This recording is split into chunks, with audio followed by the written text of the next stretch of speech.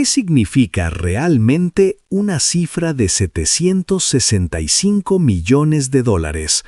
No solo para el mercado o para la contabilidad, sino para el alma de un jugador que recién firmado el contrato más grande de la historia del béisbol, miró a la prensa en el Salón de la Fama de los Mets y dijo con una quietud escalofriante: «Yo no juego por el dinero». En ese instante, el aire se volvió denso, casi irrespirable, porque el hombre que acababa de pronunciar esas palabras era precisamente el que había reescrito el concepto de valor salarial. Esta contradicción abismal no solo era fresca, se profundizaba al recordar la decisión que tomó 3 años antes. Cuando jugaba para los Nacionales, Tono había rechazado una oferta monumental de $440 millones por 15 años. Para la mayoría, ese cheque habría sido el culmen de una carrera, la seguridad eterna. Pero Tono cerró esa puerta. Rehusó la extensión, forzó su salida de Washington y eligió la senda de la incertidumbre. Él explicó entonces: «Después de analizar cada factor, concluí que este no era el camino óptimo para mí». La impresión general era de un jugador calculador, metódico, con una visión a largo plazo inquebrantable. Sin embargo, ahora estaba en Queens, con un acuerdo por $765 millones. Había rechazado 440 millones porque no era su primera opción, pero aceptaba 765 millones, insistiendo en que la decisión no tenía que ver con el dinero. Esta paradoja confundió y francamente exasperó a las entrañas del béisbol estadounidense. Y así, amigos, comenzó la cadena de infortunios. Tras la llegada del astro de 765 millones, los Mets experimentaron una transformación vertiginosa. Pero en lugar de ascender a la edad de oro que todos anticipaban, el equipo comenzó un declive estructural que nadie, absolutamente nadie, había previsto. Primero, el cerrador estelar Edwin Díaz, un inconfundible ganador, abandonó el equipo, dejando un agujero en la 9ª entrada que impactó a los aficionados hasta la médula. Luego, el rostro de la franquicia, Pete Alonso, eligió unirse a los Orioles. Incluso nombres como Francisco Colindororo, pilares de la organización, se debatieron internamente para ser negociados. La lógica dictaba que la adición de una estrella de $700 millones atraería y reforzaría al equipo. La realidad fue exactamente lo opuesto. Una marea de descontento barrió el vestuario a medida que los jugadores clave se marchaban. La ironía definitiva fue que, a pesar de la inversión de 765 millones, el contrato más grande de la historia, los Mets ni siquiera lograron clasificarse para los playoffs. El camino a la Serie Mundial parecía más lejano que nunca. Ante este colapso, el manager Steve Park tuvo que tomar una decisión.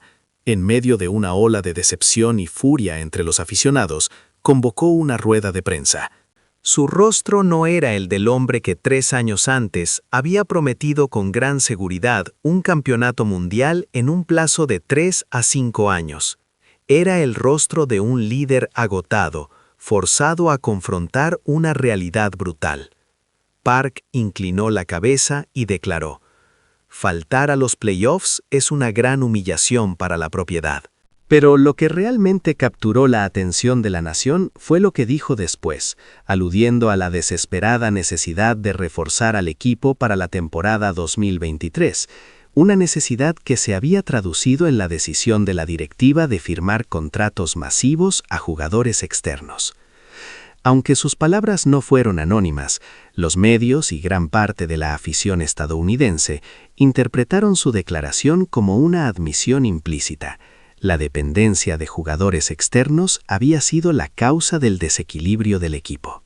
Muchos lo vieron como una humilde admisión de culpa. Falso.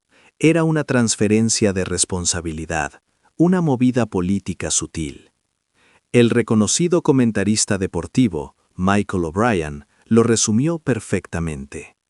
La disculpa de Park no buscaba reparar, buscaba desviar. Sugería que la culpa radicaba en la necesidad de fichar, no en el error de la directiva al desmantelar el núcleo interno para complacer las dinámicas de una única superestrella. La directiva había tomado una decisión equivocada al buscar el refuerzo y, en cambio, había permitido que la personalidad de una estrella se convirtiera en el foco del problema. Se extendió la percepción de que la organización de los Mets no padecía de simple falta de talento, sino de una disfunción estructural. Tras la disculpa de Steve Park, su hijo, Alex Park, asumió las riendas de la empresa operativa de los Mets. El anuncio fue recibido con escepticismo. ¿Era simplemente nepotismo familiar?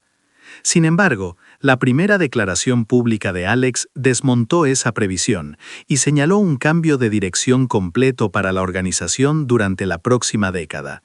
Su tono era frío, analítico y desprovisto de la pasión emotiva que había caracterizado a su padre.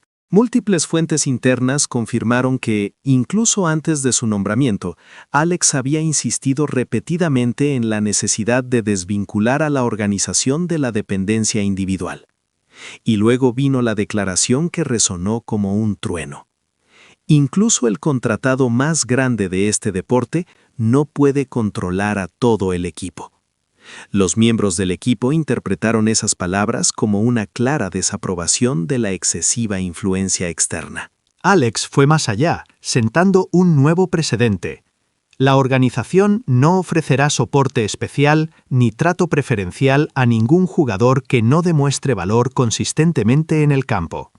Esto marcó un giro radical respecto a la práctica anterior de los Mets de construir la plantilla en función de las exigencias del astro. Y entonces se produjo el movimiento decisivo, la única acción lógica que quedaba tras el colapso estructural, la rescisión del contrato de $765 millones, citando la cláusula de impacto organizativo negativo y rendimiento desproporcionado respecto a la inversión.